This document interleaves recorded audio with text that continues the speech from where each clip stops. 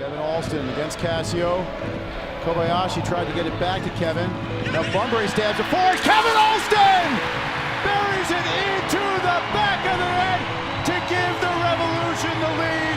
It's his first MLS goal in 5 years. Kevin Alston always dreamt about scoring his first MLS goal. That special day came in April 2014. But 1 year earlier, that dream was put on hold when Alston started experiencing unknown symptoms that were affecting his play. I noticed a lot of things for a long time, starting the year before.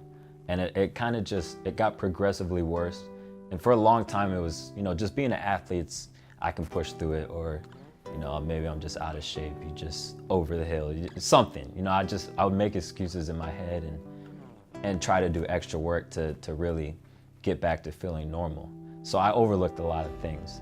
So, leading up into that game, the week of, I knew it from the start. From the start of the week, we were in practice doing warm-ups, and I'm dead, and I'm looking around at everybody else, and everybody's ready to go, and I'm like, thinking it's normal. I'm asking them like, "Wow, that was really tough, right?" And they're, looking at me like I'm crazy, and I felt crazy because, how can you explain something like that? So going into the game starts, and right away, like you said, I knew I had nothing in me, just from the start. I think a guy ran by me at least 4 times in the first 15 minutes, and if anybody knows me, that doesn't usually happen. And I didn't know how to explain it. It's just, I don't know what's going on. Coach is yelling at me, and I don't have answers, but at the same time, I wasn't gonna ask for a sub or give up on it. I was just gonna try and push through it. And then as the game progressed, my feet started to go numb. And it was like, okay, like, how do you explain this one? Both of my feet are numb. Each corner kick, I'm on the ground, retying my shoes, thinking I tied them too tight, because that's the only explanation I could think of, no circulation, I don't know. And then at halftime, I talked to the doctors. Again, coach is asking me like, "Are you okay?" And I'm like, "I don't know. I think so. Just push through it." At that point, I was in a very deep depression. I didn't know what. I just didn't really care about much because I didn't have answers and I didn't feel right, and I just didn't know where to go from there. So I remember waking up. I wasn't too into having to get my blood drawn and find out what could be wrong. But at the same time, I wasn't thinking that it would be anything major. I thought maybe mono or vitamin deficiency. I don't know. You never expect the worst. So I wake up, I go in, I get the blood drawn, and the way it's set up is the stadium's next to a clinic. So I did the blood work at the clinic, go back to the stadium, and I'm hanging out with both of the trainers.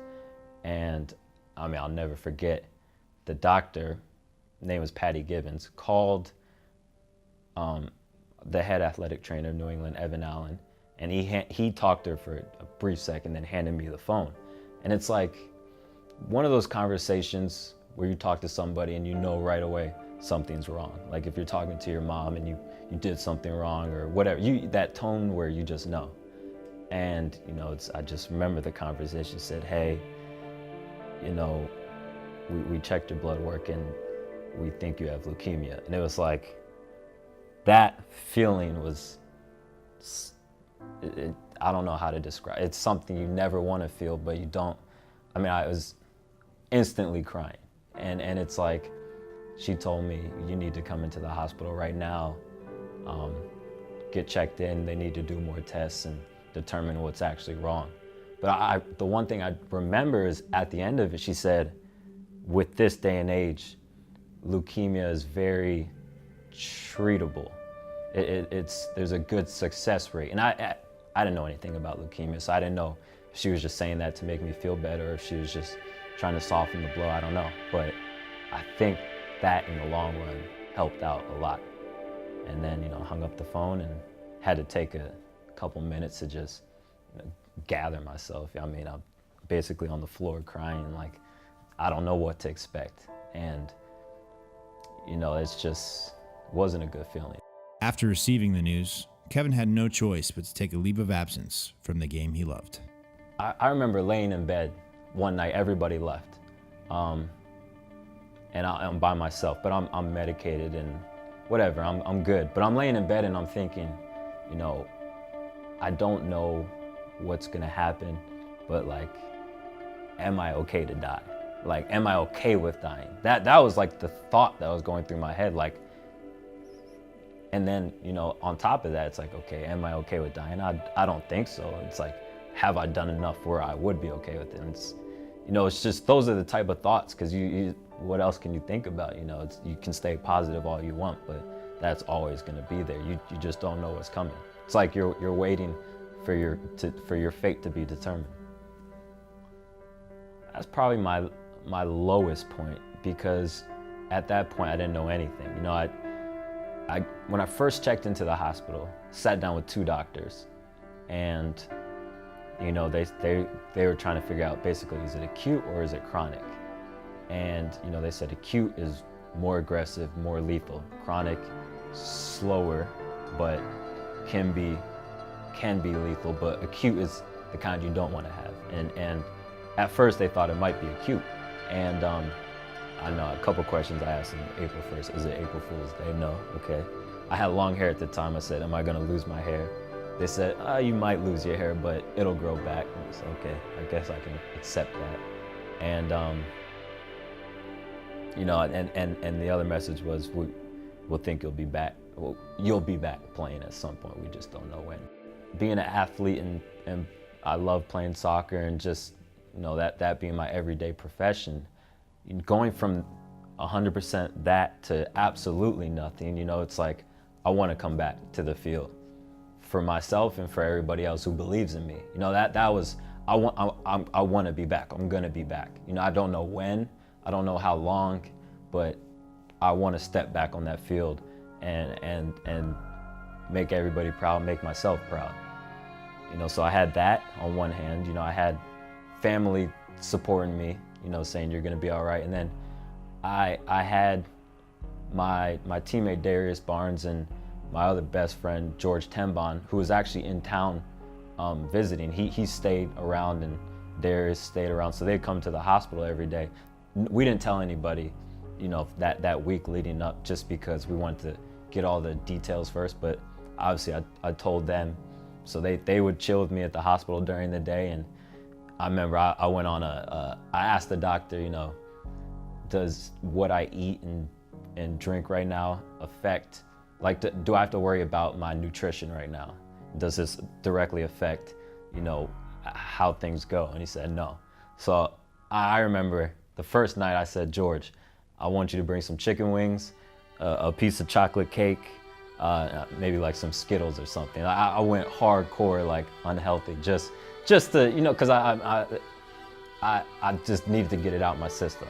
So, you know, having them come every day and hang out, I think we were watching like playoffs at that time, NBA games or something at night, just having people to hang out with and talk to. And I mean, it's hard when you're by yourself, because what do? You just think about everything. So when you have people there with you, you know, it's like you're normal again, just, you know, talking, just hanging out, I mean, it's always in the back of your mind, but it's not there as much. So I think the support, you know, the determination to step back on that field no matter what, and friends and family is what really, you know, drove me. It's also very important for me, because sometimes people talk about the game, but I just wanted to, you know, say something about what happened to Kevin Alston. I just wanted to say to his family and to him all the very best, because in this type of moment, you know, you kind of feel alone. I don't know him, but all the very best, you know, to him and his family. It was nothing I could ever expect. You know, I knew a lot of guys around the league. I mean, it's a tight community. Soccer community is tight. You know, I played with a lot of guys in high school, club, faced people, mutual friends. You meet a lot of guys around the league. So I knew that I'd have a good support system. But I remember when they first made that announcement, it was overwhelming. I had no idea what it would be like. You know, just to start, you know, just the fans, and I probably knew 1% of the amount of the fans that actually wrote me a message or wrote some sort of form of support. You know, they had a hashtag GetWellKA, I mean, I just remember looking at my Twitter feed, and it was blowing up.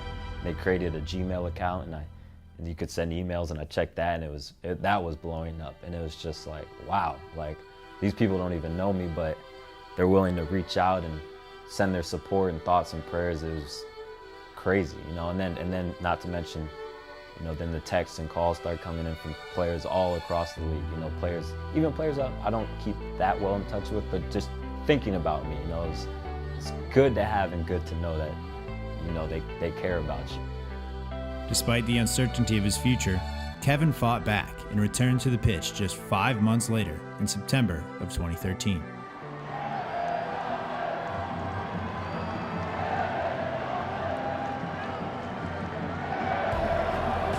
That was my goal all along, and it's like I achieved it. You know, just I don't think words can describe it. You know, it's just this extreme sense of joy and overwhelmment and a whole bunch of things at the same time. You know, stepping back onto the practice field was one thing, because it was like a progression. You know, it started off with, you can't do anything. The most you can do is a brisk walk. And like, for being an athlete every day, it's tough. And then it was like, okay, you can lift a little bit. Okay, you can jog a little bit. And it just progressed from there. So stepping back on the practice field was big, but it wasn't as big as stepping back onto the field for the first time. That was when it really hit me. You know, I remember after the game, first game I stepped back on, you know, the final whistle blew, and I was like, I remember thinking to myself, like, I did it.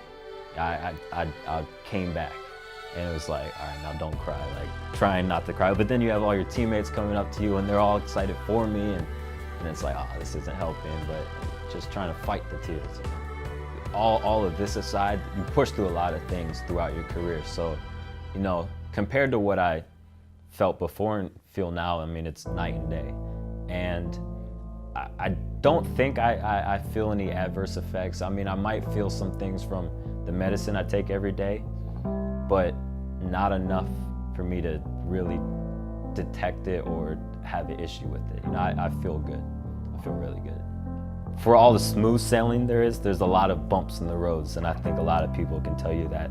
You know, it can be very unpredictable. You know, I met a girl this morning that had leukemia, and it came back 3 times, and now she's in remission again. So it's like, you never know. But that being said, the way I look at it is, what I can't control that. So I just go along with life as I'm good right now, and I'm happy and I'm healthy, and what more can I ask for? You know, dwelling about that won't get you anywhere good. On the cancer side of it, the drug that I take every day was created early 2000s. And before that drug, I remember asking my doctor specifically, I said, they called it a miracle drug. And I said, without this drug, what were you supposed to do? And he said, there was basically nothing. We probably wouldn't be having this conversation today if it weren't for that drug. So that drug changed my life. And things like that are only possible through research and funding and support. And, you know, that they were able to do that for me. You know, I feel like I have to give back. So I feel like I owe it to just the community to give back, so it can affect other people's lives, because I wouldn't be here if it weren't for that. So that's why I try to give back when I can. You know, it's almost like it comes. I feel like I have a responsibility to do that. And other than that, you know, the way I live my life is I try to be a good friend, be very supportive of whoever. I try to brighten up other people's days. You know, I'm a very laid back, positive person. And you can ask anybody that. It's hard for me to get upset with people. It's hard for me to not like somebody. You know, I try to see the good in everybody, and that's how I live my life, and I want to give back wherever I can.